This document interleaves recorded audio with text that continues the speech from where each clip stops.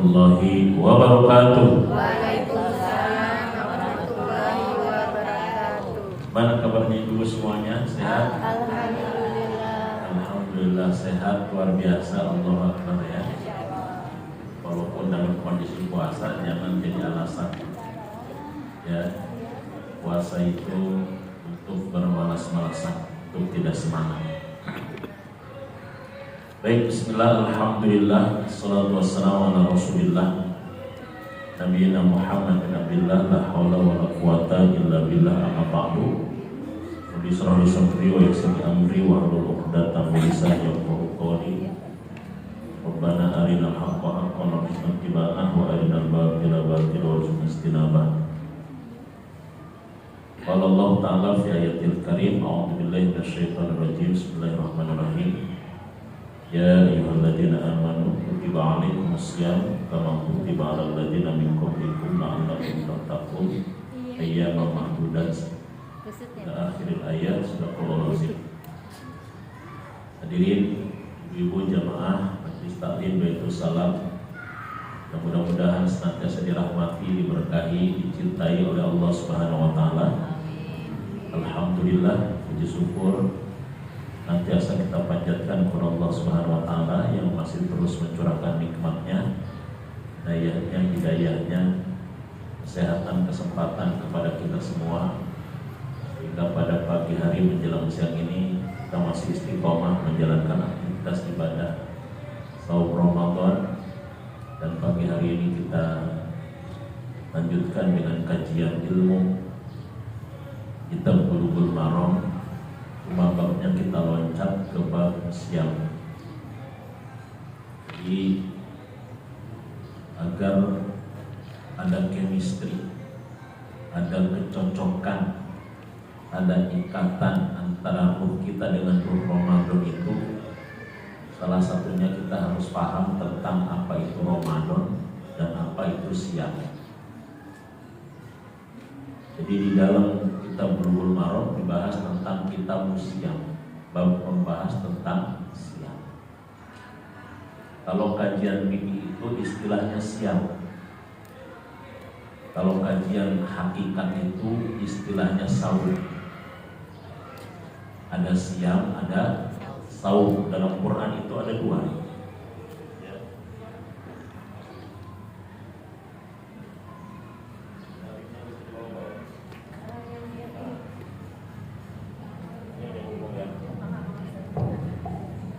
Jadi dalam bahasa Arab, dalam Quran, Allah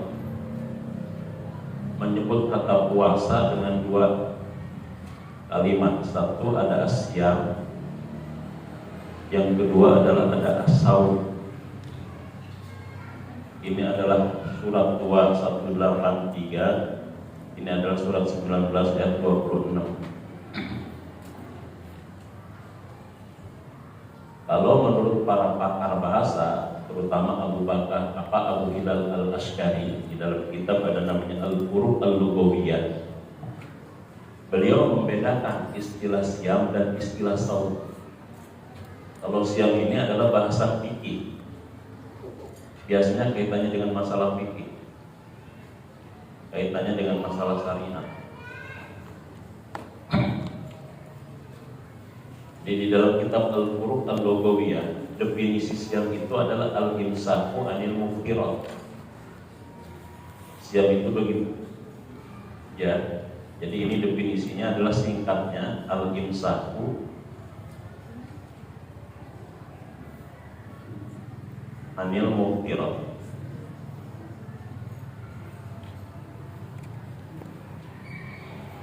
Muftirat.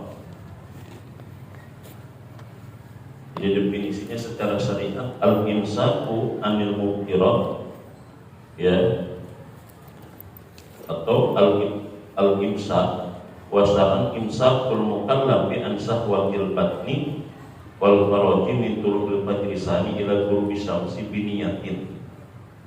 Ya, kalau di sini diterjemahkan imsakul mukallaf, menahannya seorang mukallaf an sahwatil batni wal faraj, dari syahwat perut dan syahwat kemaluan, min tulu'il fajri tsani, dari semenjak terbitnya fajar yang kedua, ila ghurubi syamsi, dan sampai terbenamnya matahari, biniyatin dengan disertai niat. Singkatnya siam itu begitu, menahan diri dari yang membatalkan, dari syahwatnya perut dan syahwat kemaluan, dari semenjak terbitnya fajar sampai terbenam matahari, biniyatin disertai dengan niat.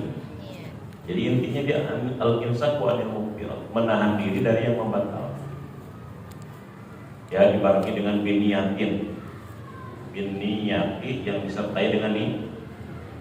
Makanya rukun puasa cuma 2. Apa rukun puasa? Satu namanya adalah niat. 2 namanya imsak. Rukun puasa itu 2. 1 niat. Ini bicara syariat. Jadi bicara siam, bicara fikih. Bicara syariat, itu bicara siam. Niat ini ada yang disebut dengan mahal niat, tempat niat, namanya mahal. Ada namanya cara niat, namanya kaifiat. Jadi ada caranya, ada tempatnya. Jadi niat yang di hati itu adalah tempat niat. Jadi kalau tempatnya niat itu adalah di mana? Di hati. Kalau tempatnya di hati. Kalau caranya bagaimana? Nah, cara inilah perlunya takyin.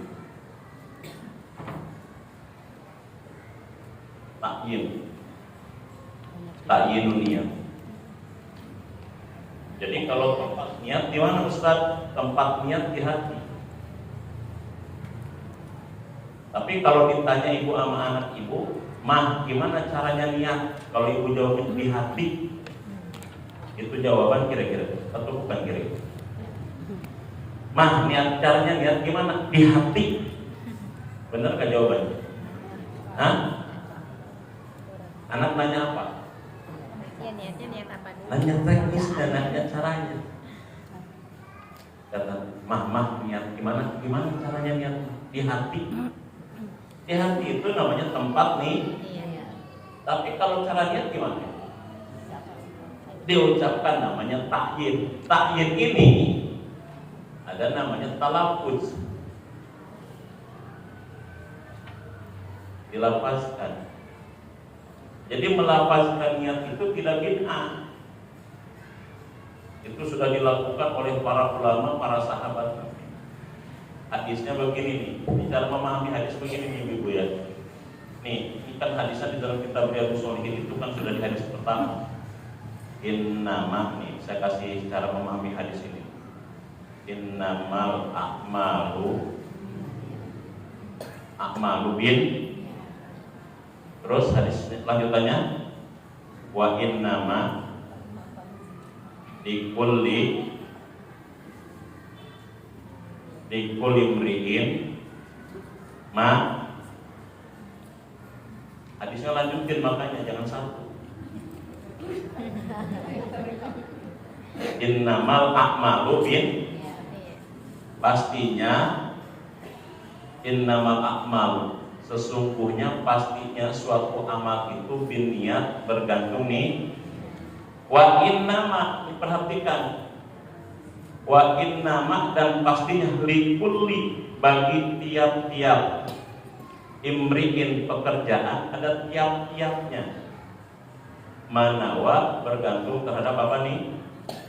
Kata para ulama, likulli ini mentirnya tentang takyin. Takyin itu hanya ditentukan. Ibu mau sholat itu tentukan, ibu mau sholat apa? Sholat zuhur atau sholat maghrib atau sholat asar, sholat sunnah atau sholat fardu, tentukan. Ustaz, kan Allah tahu, ngapain kita ditentukan langsung? Allah Akbar. Pertanyaannya, kenapa ibu suka berdoa macam-macam? Kan Allah tahu, kenapa doa itu gak singkat aja? Ya Allah, kau tahu yang ku mau, amin. Kenapa ya? Ibu kalau berdoa panjang atau pendek? Ya. Kalau Allah tahu. Kalau memang Allah tahu, cukup ibu doanya. Ya Allah, kau tahu yang ku datang sprinter gitu nanti. Jadi niat itu ada mahal, ada tempat, ada namanya kaifiat, ada cara. Jadi begitu. Kalau caranya, ya itu tadi yang diajarkan para ulama. Yang diajarkan para ulama itu ibu-ibu, nih ya, ada kitab namanya kitabnya Fiqhul Islam wa Adillahu atau Fiqhul Islam wa Adillahu, ditulis oleh Profesor Dr. Wahbah Zuhaili, profesor dalam bidang syariah, dalam bidang usul fikih dari S1, S2 sampai profesor, karyanya banyak banget. Kalau tafsir dia karyanya Tafsir Munir dari 15 jilid. Kalau fikih karyanya Fiqhul Islam Adillahu ada sekitar 10 jilid. Itu sudah dikaji di seluruh universitas ternama dunia. Tapi kadang-kadang Profesor Dr. Wahbah Zuhaili yang sudah pakar diakui dunia kalah sama anak SMA baru hijrah. Niat menapaskan itu bid'ah. Sekarang kan aneh kan. Jadi ilmu itu sekarang jadi rusak kadang-kadang.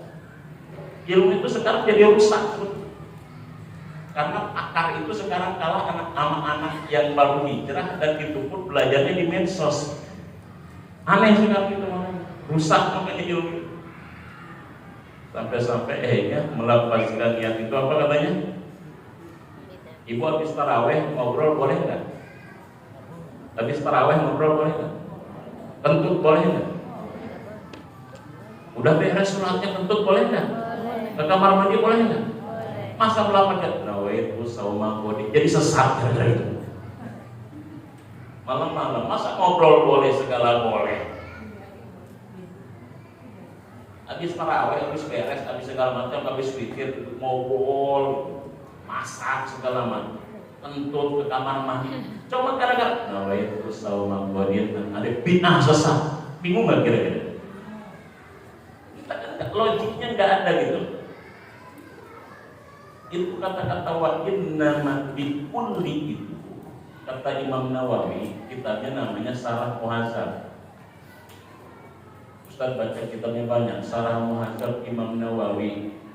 Itu syarah itu kitab Muhadzabnya Imam Syafi'i di jilid yang kedua. Kitabnya ada 37 jilid. Di jilid yang keduanya itu membahas tentang ini panjang.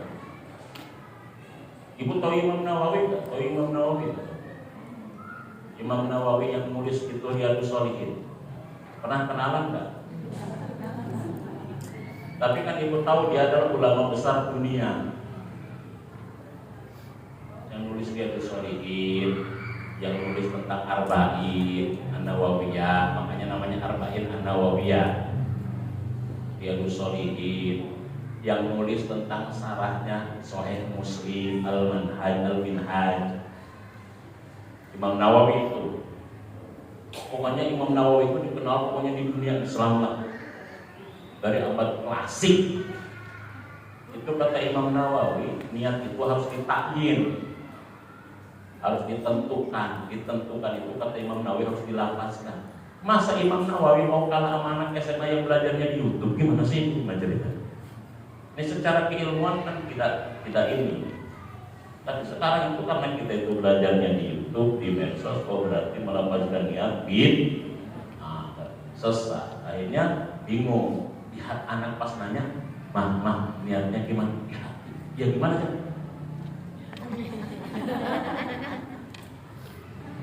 Kan kadang-kadang gini nih, ibu-ibu nih, kadang-kadang ibu juga kan suka nanya kadang-kadang ke suami, ya. Sebetulnya ayah cinta mama gak sih?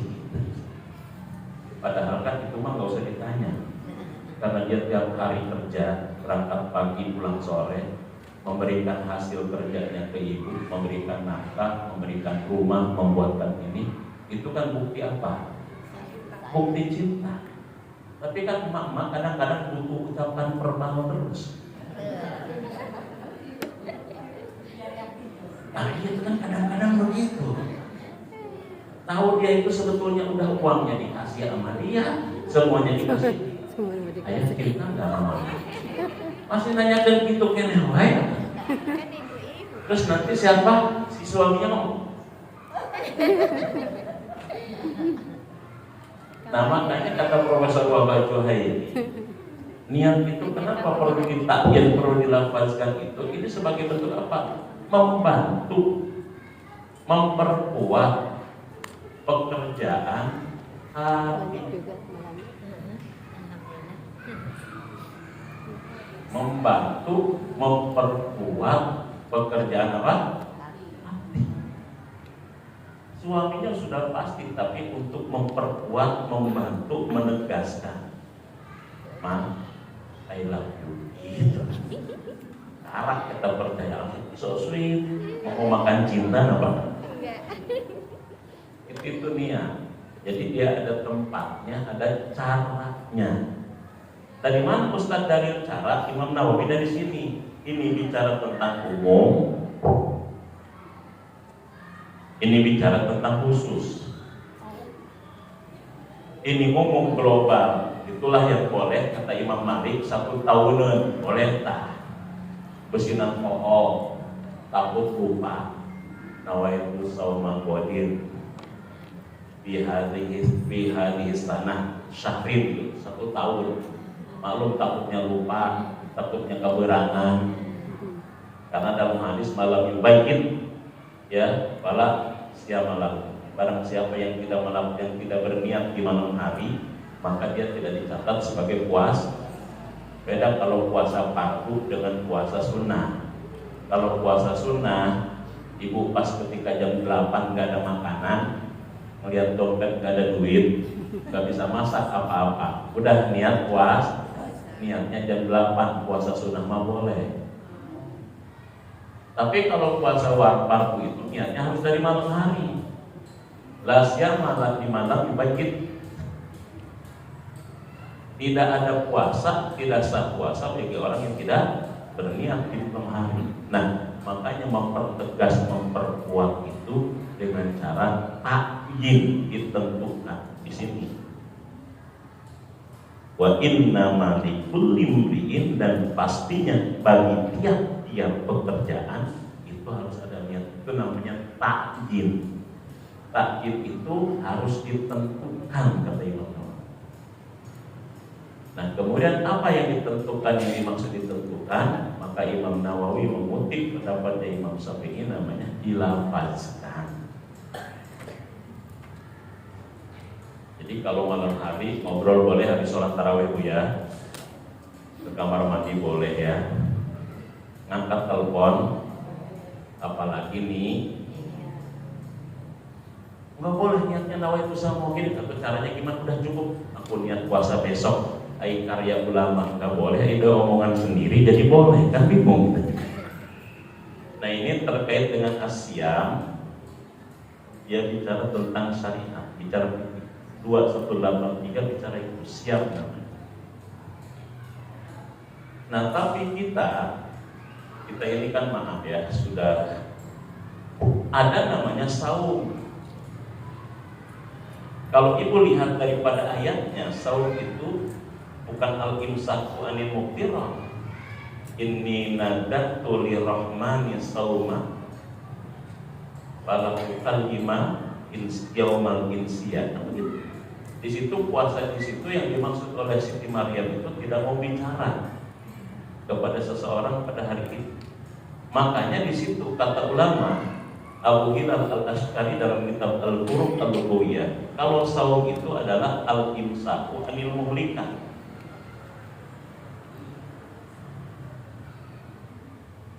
Singkatnya begitu. Dia al-imsaku anil muhlikat, menahan diri dari yang merusak, menahan diri dari yang membinasakan. Jadi kalau siang bicara syariat, kalau saum bicara hakikat. Ini bicara nilai, bicara nilai. Bicara apa? Nilai. Ibu kalau misalkan tidak makan, tidak minum di di siang hari tidak hubungan suami istri, malamnya niat, ibu puasanya sah. Tapi kalau misalkan ibu tidak makan, tidak minum di siang hari, tidak hubungan suami istri, tapi ngomongin orang jalan, fitnah jalan, itu namanya puasanya sah tapi rusak. Itu namanya STNJ, saum terus maksiat jalan. Itu tidak ada nilai nantinya. Maka puasa itu tidak cukup bicara tentang syariat, tapi harus dibarengi dengan hakikat. Makanya kalau model kita, puasanya bukan puasa syariatnya lagi, syariatnya sudah pasti. Kalau kita sudah harus sampai ke hakikat. Makanya bicara saum, Imam Ghazali membagi kepada 3. Ya. Dalam kitab Ihya Ulumuddin kata Imam Ghazali, model orang saum itu ada 3. Kata Imam Ghazali, 1 ada saumnya orang awam, saumul awam. 2 ada saumnya khos. 3 ada saumnya khosil khos, atau bisa khos bisa khawas. Kata Imam Ghazali ada 3. 1 ada saumnya orang umum, saumnya anak kecil, saumnya anak remaja. Apa saumnya orang umum itu? Menahan perut, menahan bawah perut di siang hari, nggak makan, nggak minum, nggak hubungan suami istri. Itu saumnya orang umum. Terus sampai di situ aja. Tapi ada juga saumnya orang spesial, khos. Ini bukan hanya menahan makan minum, tapi sudah menahan panca inderanya. Menahan mata, menahan telinga, menahan mulutnya, menahan tangannya, menahan kakinya. Panca inderanya mulai diimsak, ditahan. Bukan hanya nggak makan, nggak minum, nggak hubungan suami istri, tapi nggak ngomong sembarangan, nggak berbuat sembarangan, nggak melangkah sembarangan, nggak nguping sembarangan, nggak melihat sesuatu sembarangan. Jadi inderanya mulai puasa. Nah, untuk kita minimal di khos, di spesial. Karena kita sudah lolita, lolos 50 tahun. Kalau misalkan sudah 50 tahun, berarti berapa kali ketemu puasanya? Hah? Kalau sudah 50 tahun, berarti berapa kali ketemu puasa? 50 kali ketemu puasa. Taruhlah dipotong 10 tahun ya. Pertama kerletik ya nih. Sahur mas sahur, tapi masuk kolong ranjang bagi makan. Lagi 10 tahun mah ikut sahur. Istri ibu nggak ada, ayah nggak ada, masuk ke kolong ranjang, kerau gitu. Atau di balik pintu. Etama puasanya belum benar, potonglah 10 tahun. Berarti kalau 50 tahun sudah 40 tahun berapa? 40 kali puasa. Kalau sudah 40 kali puasa harusnya jadi profesor Ramadan ini. Betul nggak? Harusnya jadi profesor Ramadan, doktor Ramadan. Nabi berapa kali puasa coba Nabi? 9 kali. Karena puasa itu baru disyariatkan tahun kedua hijrah. Jadi Nabi 2 tahun hijrah ke Madinah baru perintah syariat puasa. 9 kali ketemu puasa Nabi wafat. Kalau ibu 50 tahun berarti sudah 50 kali ketemu puasa. Kalau 60 tahun 60 kali ketemu puasa. Tapi takwanya takut sama yang tua kayak itu. Nah ini perlu dibahas, itu begini, pentingnya ngebahas itu. Itu namanya sahur. Jadi kita itu harusnya di sini nih, minimal. Bukan hanya di perut bawah perut, tapi sudah sampai panca. Ada lagi yang khosil khos, ini namanya super spesial, excellent. Kan martabak juga macam-macam ya Bu ya. Ada martabak biasa, telurnya 2 biasanya. Ada martabak spesial, telurnya berapa? Kalau super spesial 6 ya. Hafal wae tukang beli martabak ya. Tergantung tamunya Ustaz. Kalau tamunya yang biasa, martabak biasa wae. Itu pun kadang-kadang telurnya telur ayam. Kalau tamunya spesial, telurnya martabaknya telurnya 3 Ustaz spesial. Kalau Ustaz super bertamu baru nanti super spesial. Tertentu sampai martabaknya 5. Jadi martabak aja ada model-modelnya gitu. Nah, Imam Ghazali membagi puasa itu juga dari sisi sahur begitu. Nah, kalau yang super spesial, excellent, bukan hanya ininya, bukan hanya panca indera, menahan makan, minum dan lain-lain, panca, dia ditambah menahan pikiran dan hatinya. Pikirannya sudah puasa, hatinya juga puasa. Makanya ada yang disebut dengan 3 filter. Ada 3 filter pikiran supaya pikiran puasa. Kita ini kan kadang-kadang maaf, tubuh kita kan kalau sakit ya, kita kan suka sama dokter makan apa gitu ya. Jadi supaya tubuh sehat, kadang-kadang kita filter apa yang masuk ke tubuh kita. Makanya kita itu suka istilahnya 4 sehat 5 subur.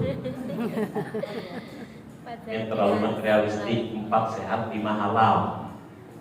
Tapi halalnya kan kagak ada kadang-kadang. 4 sehat 5 subur, 4 sehat 5 hal.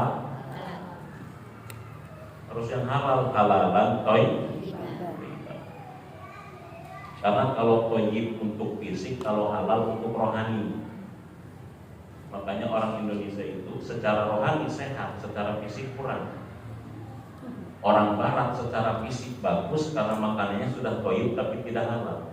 Kalau kita halalnya sudah tapi belum tentu toyibnya.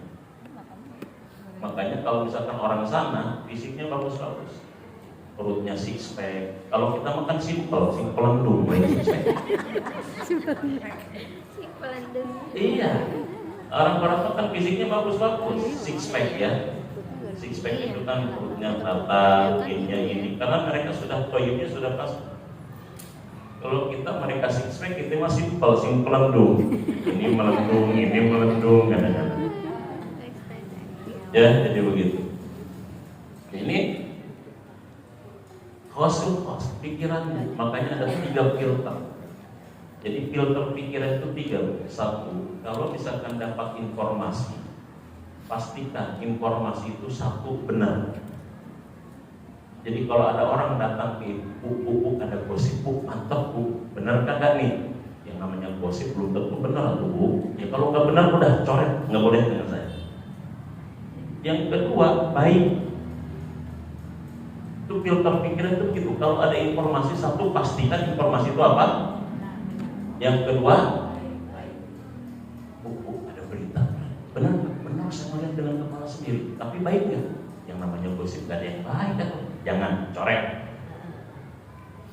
Yang ketiga, penting. Bu, ada ceritanya. Mari Bu, tanggal gitu tuh. Benar. Baik nggak? Nggak tahu juga sih. Penting nggak buat saya? Nggak penting sih Bu. Udah coret. Jadi kita tuh punya 3 filter. Jadi pikiran itu punya filternya. Kenapa kita kadang-kadang pikirannya sering rusak? Pikirannya kita itu kadang-kadang semuanya informasi diasupkan ke dia. Aduh, tidak sedikit orang kadang-kadang gering mikirin orang.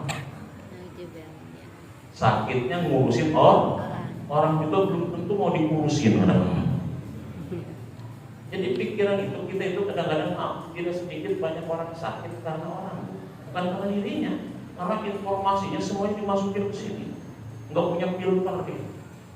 Padahal kita kalau badan ingin sehat, difilter mana makanan yang baik, mana makanan yang sehat, difilter. Tapi kenapa kita terhadap tubuh suka filter makanan, terhadap pikiran, terhadap hati tidak pernah filter hati itu pikiran kayak gitu. Makanya banyak orang itu kadang-kadang sakit bukan karena dirinya, karena mikirin orang. Orang yang kredit mobil dia yang puyeng. di situ ngambil mobil Fortuner ya, padahal mas suaminya udah pensiun ya, mana anaknya masih kecil-kecil lagi sekolah, gimana bayar? Biarin orang, kenapa orang yang ngambil orang yang benar? Iya, kan dia bayarin kagak. Oh ngambil mobil ya, padahal mas suaminya baru pensiun, suaminya udah pensiun, anaknya masih sekolah, dia gimana ya bayar? Dia yang kemana? Bubuk situ kira-kira Pak, bayar uang dari mana bayar fotonya Pak?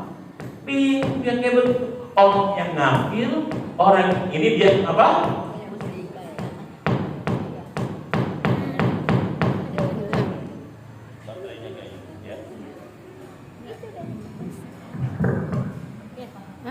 Orang yang ngambil ini dia yang puyeng, mikirin jadi harus ada filter pikiran. Filter pikiran itu 3 aja kayak gitu. Benar, baik, jadi kalau ada orang mau ngomong sesuatu, tanyanya Pak, benar atau tidak? Yang kedua, baik atau tidak? Yang ketiga, kalau nggak benar, nggak baik, nggak penting, udah wassalam. Wallahu a'lam bishawab. Pasti sehat pikirannya. Ayo, pasti sehat. Wabil khusus latihan ketika lagi puasa. Sama puasa hati. Ini sudah puasa super spesial. Makanya doa kita Rabbana la tuzigh qulubana ba'da idh hadaytana wa hab lana min ladunka rahmah. Jadi hati itu juga harus puasa. Gak boleh juniper, nyinyir, baperan. Tetangga beli kulkas yang gede masuk angin. Pas dikerok ternyata gambarnya kulkas. Nah, itu namanya hatinya gak beres. Ya, gitu. Jadi ini harus senantiasa puasa super spesial. Jadi kita bisa sebetulnya ke sana. Minimal ketika sedang puasa. Makanya dia ada tekniknya kayak begitu. Itu namanya saum. Ini yang disebut dengan saum secara hakikat begitu ini. Jadi bicara syariat itu bicara sah tidak sah, bicara hukum siam. Kalau bicara terkait dengan hakikat, bicara tentang ada nilai atau tidak ada nilai, punya power atau tidak punya power. Makanya syariat dan hakikat tidak bisa dipisahkan. Jadi ayatnya pun begitu. Al-Baqarah 183 bicara siang, Maryam 26 bicara saum. Nah itu kata para ulama begitu. Nah ibu-ibu, Ustaz ingin jelaskan sedikit saja ya tentang keunikan saum, keunikan ibadah puasa dalam surat yang kedua 183 saja. Ini kan mungkin jarang dibahas juga nih ya.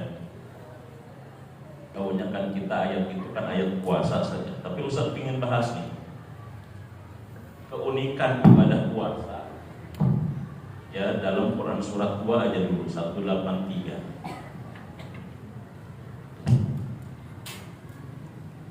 Kalau dibaca dalam surat yang kedua 183, keunikan puasa dengan ibadah yang lain minimal dalam ayat ini ada 3 dalam ayat ini ya.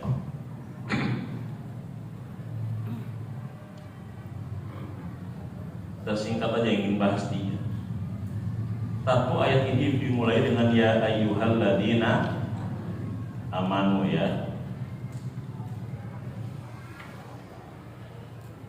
2, di kewajiban puasanya dengan kata kutiba. 3, la'allakum tattaqun. Saya ingin bahas 3. Jadi perbedaan mendasar ibadah mahdhah puasa dengan ibadah yang lain bisa dilihat dari ayat ini. Minimal Ustaz ingin sorotin 3 poin saja. 1, puasa itu dibuka dengan ya ayyuhalladzina amanu. 2, kata wajibnya dipakai kutiba Allah.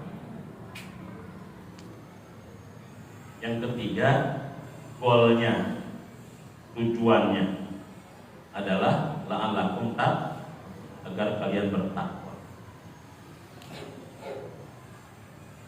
Dari 89 kali ayat dibuka dengan ya ayyuhalladzina amanu. Ya ayyuhalladzina amanu itu ada 89 kali diulang dalam Quran.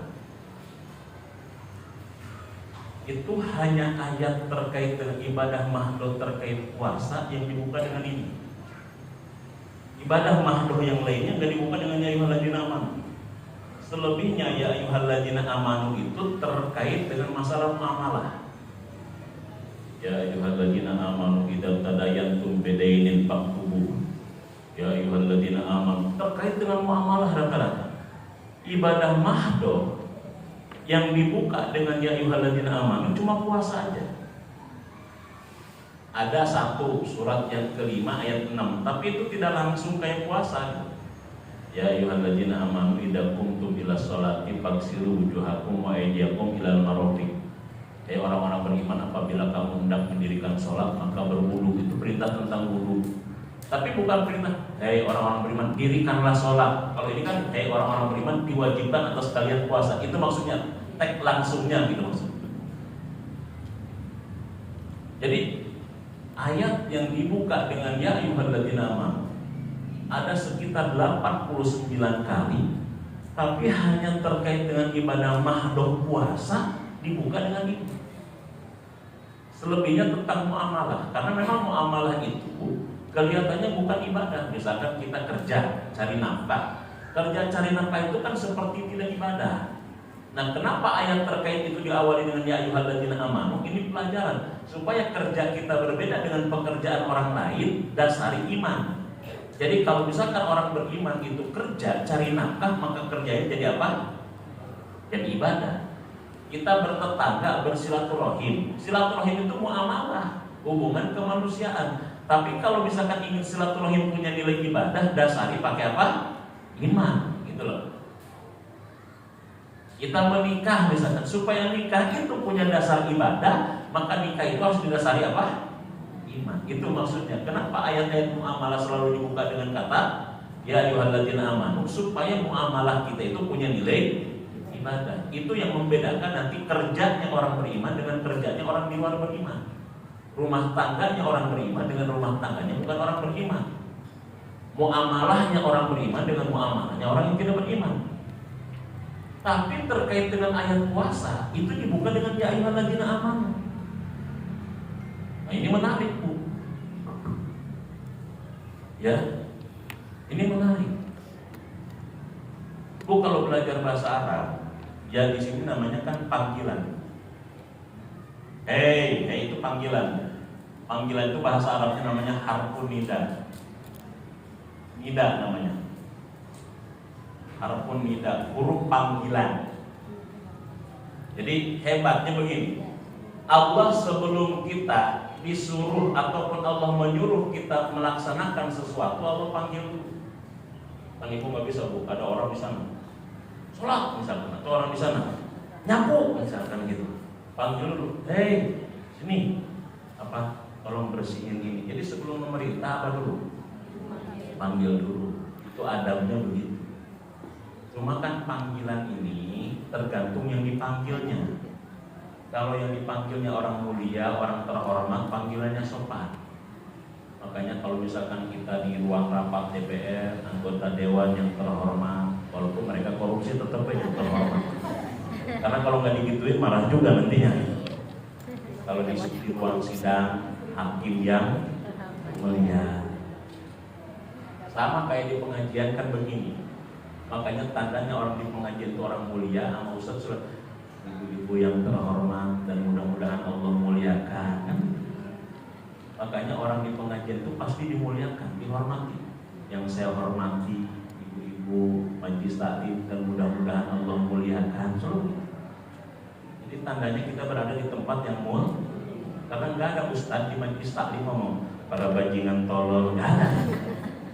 Nggak ada. Makanya tandanya kita berada di tempat yang mulia. Makanya sambutannya pun, panggilannya pun yang saya hormat dan yang saya mulia. Jadi untuk dimuliakan tidak perlu jadi hakim, ada ke pengajian itu. Iya, kan begitu. Jadi panggilan itu menunjukkan kualitas yang dipanggil. Kalau Kalau manggil kiai, Pak Yai, manggil ustaz, Pak Ustaz, manggil profesor, Pak Prof. Kalau manggil preman, siap kenal kan gitu. Ini Allah menggunakan kata amanu memanggil orang untuk puasa. Kata Ibnu Mas'ud namanya satu panggilan kelembutan, dua panggilan kemesraan, tiga panggilan penghormatan. Ibu ini orang terhormat, makanya Allah dipanggilnya wahai orang-orang yang kita udah diklaim beriman sama Allah tuh gimana? Makanya sahabat itu, kata Ibnu Mas'ud, sahabat itu kalau ada ayat turun dibuka dengan ya ayyuhalladzina amanu, nih para sahabat diam semuanya. Kenapa kata Ibnu Mas'ud? Karena setelah panggilan itu pasti ada kebaikan dan kebahagiaan, baik itu terkait perintah maupun terkait larangan. Kata Ibnu Mas'ud begitu. Ya ibaratnya gini Bu, atasan manggil bawahan, bos manggil karyawan. Kata si bosnya, tolong dong panggil si Anu, saya mau bicara. Saya mendengar dia kayaknya ternyata rajin banget akhir-akhir ini, luar biasa. Ya, tolong Bapak minta kamu tolong panggilin si Fulan. Itu ketika manggilnya mesra, manggilnya sopan. Ini kira-kira bawahannya, karyawannya mau ditaikin pangkat, mau dinaikin gaji, atau mau dapat THR, atau mau dipecat kira-kira. Kalau panggilannya sopan kira-kira, kemungkinan besar yang mana kira-kira? Yang baik-baik. Tapi kalau bosnya ngomong, tolong panggil situ tuh. Kita lihat di absen kayaknya bolos dulu ini orang kayaknya. Panggil. Pas datang, Bapak manggil saya, ya saya manggil kamu. Ini kira-kira mau dikasih apa nih panggil? Dikasih hukuman, dikasih SP, masih mending kalau nggak dipecat juga. Maka kata Ibnu Mas'ud, ketika ada ayat yang dibuka dengan ya ayyuhalladzina amanu, dengerin baik-baik, camkan. Itu panggilan kelembutan, kemesraan, keakraban. Setelah itu pasti ada kebaikan dan kebahagiaan, apakah terkait perintah maupun terkait dengan ini dasar. Makanya dulu Ustaz pernah bilang, ini kan huruf nida ini ada 3, ada ya, ada ayu, ada ha. Kan gitu Ustaz kemarin waktu pas tarhib ya, dibahas hari tarhib itu. Ya ini adalah nidakul nafsi,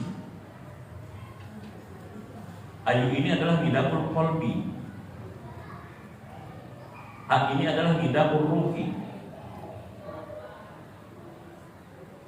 Nidakul nafsi panggilan jiwa, nidakul qalbi panggilan hati, nidakul ruh panggilan ruh. Jadi apa yang dipanggil dari orang beriman? Yang dipanggil dari orang beriman itu 1 jiwanya, 2 hatinya, 3 ruhnya. Ini tafsirannya Ali bin Abi Thalib ya. Ali bin Abi Thalib. Jadi huruf panggilan dalam surat Al-Baqarah 183 yang 3 ya, ayu dan ha. Ya-nya nidaul nafsi, panggilan jiwa. Ayunya nidaul qalbi, panggilan hati. Ha-nya nidaul ruhi, panggilan ruh. Jadi dari orang beriman itu yang dipanggil apanya? Bukan fisiknya. Wahai jiwa, wahai hati, wahai ruh, orang-orang yang beriman diwajibkan atas kalian puasa. Puasa itu harus melibatkan hati, melibatkan jiwa, melibatkan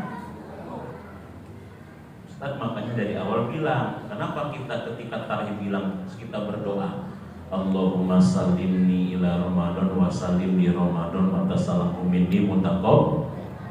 Itu dalam rangka mengikat, menghubungkan ruh kita dengan ruh Ramadan, menghubungkan ruh kita dengan ruh Ramadan. Mah beda, nama bulan, benda mati tapi dia punya ruh.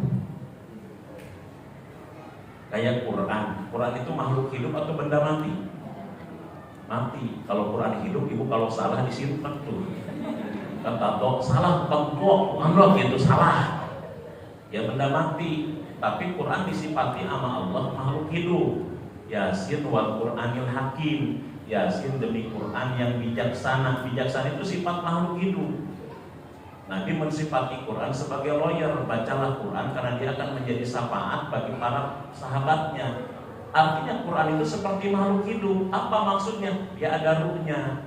Makanya ibu baca Quran dengan baca buku yang lain, kalau nggak ngerti, nggak paham, beda. Baca Quran nggak paham, nggak ngerti pun tetap ada pengaruh, ada getaran. Kalau ibu baca buku, baca novel nggak paham, nggak ada getaran. Baca novel tulisannya tulisan India. Nangisnya bukan nangis terharu, nangis apa? Nggak bisa bacanya. Tapi kalau baca Quran ibu kagak ngerti juga ada pengaruhnya. Paham maksudnya? Sama ibu misalkan Ka'bah, Ustaz kan Ka'bah itu benda mati atau makhluk hidup? Benda mati. Tapi kan ketika ibu datang ke sana muterin Ka'bah dengan ibu muterin Ka'bah yang di masjid di Pondok Gede kan beda. Kalau ibu muterin Ka'bah di Pondok Gede setiap putaran ibu nangis, orang curiga ini punya utang berapa ya? Tapi kalau ibu ketika muterin Ka'bah yang di sana ibu nangis terharu, ibu khusyuk namanya. Ibu syahdu namanya. Makanya pas melihat Ka'bah doanya apa? Allahumma zid hadzal bait tasrifan wa ta'ziman wa takriman wa mahabbatan. Wahai Allah, tambahkan kepada Ka'bah ini kemuliaan, kehormatan, kewibawaan dan keagungan. Oh, benda mati mulia, terhormat, wibawa, agung. Makanya kalau mau pergi ke sana umroh apa, pasang frekuensi ruh kita supaya ada chemistry dengan ruhnya Ka'bah. Nanti orang mah susah desek-desekan, ibu mah dipanggil, saya kecil-kecil. Nah, orang Indonesia mah udah kecil-kecil. Tiba-tiba ada di Hajar Aswad, kan begitu jadi. Jangan underestimate kalau pergi ke sana. Ka'bah itu punya ruh, tinggal dipasang ruh kita dengan ruh dia. Nanti ada chemistry enak. Nah, termasuk Ramadan. Kenapa kita berdoa dari bulan Rajab? Ini kan sebetulnya bagian dari pengkabulan doa kita di Rajab. Makanya doanya jangan diputus. Allahumma shalli ila Ramadan, terusin supaya nyambung nanti ruh kita dengan ruh Ramadan. Nanti kalau sudah nyambung kita nikmat, asik, enjoy. Kan kalau ibu-ibu kan udah kelihatan enjoy puasa. Tapi kalau anak kecil kan gak kelihatan. Jangankan anak kecil yang remaja, nunggu 12 jam itu terasa lama bagi mereka. Kalau kita kan gak kerasa. Di sholat subuh habis sahur, ini sholat subuh, ngaji sedang, tiduran bentar, bangun lagi, ngaji ke situ udah jam 11. Pulang ke rumah kucak-kucak sholat zuhur, baca Quran, istirahat merem sedikit udah asar, konser-konser maghrib. Tapi kalau bagi anak-anak yang nggak ada chemistry, jangankan 12 jam 5 ke jam 6 bagi dia melama. Nunggu buka dari jam 5 ke jam 6 itu mie bolosor sudah disampelin lagi. Kapan sih ini buka? Kapan 15 menit lagi? Itu rasa lama banget. Betul gak Bu? Karena tidak ada apa? Tapi kalau ibu kan gak kerasa. Kayaknya kalau baru tadi kayaknya sahur udah Bu. Kita mah enjoy aja. Kenapa? Karena udah disambungin dari awal. Disambung, doa, semua di kondisi. Nah, paham di sini ya? Di keunikan misalnya. Bayangkan 89 kali diulang cuma ibadah mahdoh puasa yang diawali dengan itu. Ini kan spesial. Dua Ustaz jam 11 saja. Dua ya. Kewajiban puasa itu kewajiban kutiba Allah. Kata wajib yang memiliki kata wajib dengan kata kutiba Allah ini cuma diulang dalam Quran yang ribuan ayat. Itu cuma ada di 5 tempat. Kewajiban kutiba itu cuma ada di 5 tempat. Bayangkan ada 6.000 ayat lebih. Tetapi kewajiban kutiba Allah itu cuma ada di 5 tempat. 1. Kewajiban dengan kata kutiba ada di surat 2 ayat 216 ketika Allah mewajibkan tentang perang. Kutiba alaikumul qital wa huwa kurhul lakum. Diwajibkan atas kalian berperang sedangkan perang tidak kalian sukai. 1. 2. Kewajiban tentang kisos, hukum Islam. Al-Baqarah 178. 79 itu. Kutiba alaikumul qisos fil qatla. Diwajibkan atas kalian kisos di dalam pembunuhan, yang bunuh dibunuh lagi. 3. Kewajiban tentang wasiat. Kutiba alaikum idza hadara ahadakumul mautil wasiyah. Tentang wasiat. Al-Baqarah 180. 4. Kewajiban Allah untuk memberikan rahmat kepada hambanya. Bisa di Al-An'am ayat 12 atau Al-An'am ayat 54. Terutama ayat 12-nya. Kataba ala nafsihi rahmah. Kataballahu ala nafsihi rahmah. Telah mewajibkan Allah atas dirinya rahmat. 5. Kewajiban tentang puasa. Kutiba alaikumus. Kutiba alaikumusiyam. Pertanyaannya adalah, Ustaz, apa sih rahasianya di balik kewajiban kutiba? Kenapa enggak wujiba alaikumusiyam, furido alaikumusiyam, tapi kutiba? Kalau pakai ilmu munasabah itu ilmu keterkaitan ayat satu dengan ayat yang lain. Kalau dikaitkan ayat ini Al-Baqarah 183 dengan Al-An'am ayat 12, yang Allah mewajibkan atas dirinya rahmat, seolah-olah gini nih Bu. Hei orang-orang yang beriman, diwajibkan atas kalian puasa sebagaimana aku telah mewajibkan atas diriku terhadap kalian rahmat.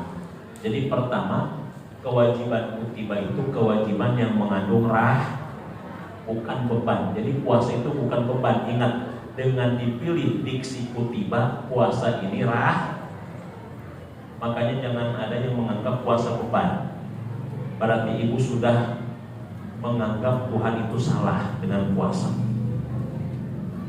Kenapa ibu nggak ngaji ke sini? Puasa, Ustaz. Kenapa ke kantor telat? Kata suami, kenapa mama nggak masak? Pokoknya semua puasa jadi kambing hitam puasa. Padahal cuma pindah jadwal makan doang. Kalau dihitung-hitung makan di bulan puasa lebih banyak daripada di luar bulan puasa. Di luar bulan puasa kalau makan paling minumnya satu warna, air putih, kalau enggak teh. Kalau puasa makan 4 gelas. Air putih, teh manis, es campur plus es kelapa. Gula. Minum doang itu berat. Makanya pas tarawih antuk. Jadi kewajiban kutiba ini kewajiban yang mengandung rahmat, bukan kewajiban yang mengandung beban. Itu bayangkan dari 6.000 ayat cuma ini dipilihnya cuma 5. Apalagi tadi kalau kita ngeri puasa disamakan dengan kewajiban perang. Terus tadi dengan kisos. Jadi kalau misalkan kita ingin takwa, dalam surat Kisos, ayat Kisos itu kalau mau takwa harus menerapkan Kisos dulu. Jadi bisa takwa dengan syariat Islam. Kira-kira kalau kita nemuin syariat Islam bisa takwa nggak irahabuah?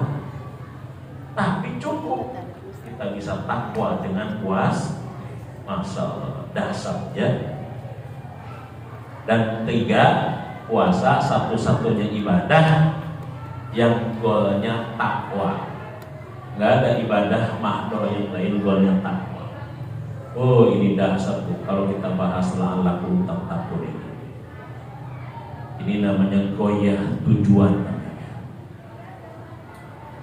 Nah ini sedikit tentang siam, saum, dan perbedaan mendasar ibadah puasa dibandingkan yang lain. Jadi ibu-ibu, kalau kita sudah lolita jangan hanya tapi harus apa Bu? Sahur. Lolita lolos 50 tahun. Kalau Ustaz menjelita jelang 50 tahun. Ya. Sehingga nanti di sini puasanya spesial. Baik, itu saja dulu ya. Jadi kajian buru-buru malamnya diloncat ke kitab siam ya. Dan alhamdulillah katanya ini adalah merupakan Rabu perdana di bulan Ramadan. Masya Allah. Padahal Ustaz biasanya Rabu terakhir. pakai Ramadan jadi Rabu pertama. Itu barangkali yang bisa disampaikan. Ya, jadi ibu-ibu saya sudah izin ya. Ini ada teman-teman dari Dewan Dakwah Islamiyah Kota Bogor. Dewan Dakwah itu salah satu organisasi dakwah ya yang didirikan Muhammad Nasir ya, yang sekarang ketuanya Dr. Adian Husaini ya. Dewan Dakwah ini mungkin adalah organisasi dakwah pertama yang mengirim dai-dai sampai ke pelosok wilayah, pelosok daerah di Indonesia. Nanti akan ditayangkan bagaimana perjuangan mereka masuk ke wilayah yang belum mengenal agama. Ya. Di sini juga ada pengurusnya Ustadz Nurdin. Ustadz Nurdin di sini sebagai apa? Kepala sekolah ini ya. Oh, di yayasan. Ustadz Nurdin dulu sama-sama dengan kita ya. Dan termasuk dai yang dulu sampai ke Sorong ya. Jadi Ustadz ini sebelum ke kota-kota sudah ke kampung-kampung, ke Pakpak, ke Tua, ke Bau-Bau ya, sampai ujungnya di Sorong. Ya, jadi gitu. Nah ini ada teman-teman, insyaallah mohon izin untuk mempresentasikan terkait dengan bagaimana dakwah di pelosok dan dakwah-dakwah yang ada di wilayah-wilayah kita. Karena negara kita itu negara yang sangat luas sekali, negara yang sangat luar biasa. Ya kalau tidak ada dai yang ke sana ke pelosok-pelosok, mungkin nanti gimana gitu. Silakan Ustaz Ular ya dengan teman-teman untuk bisa menyampaikan. Itu dari Ustadz ya, Bedui ya, ibu-ibu semuanya ya, jangan pulang dulu ya. Mohon maaf lahir batin. Terima kasih. Mari kita tutup dengan hamdalah dan kafaratul majlis. Alhamdulillahirabbil alamin. Subhanakallahumma rabbana wa bihamdika, asyhadu an la ilaha illa anta, astaghfiruka wa atubu ilaik. Assalamualaikum warahmatullahi wabarakatuh.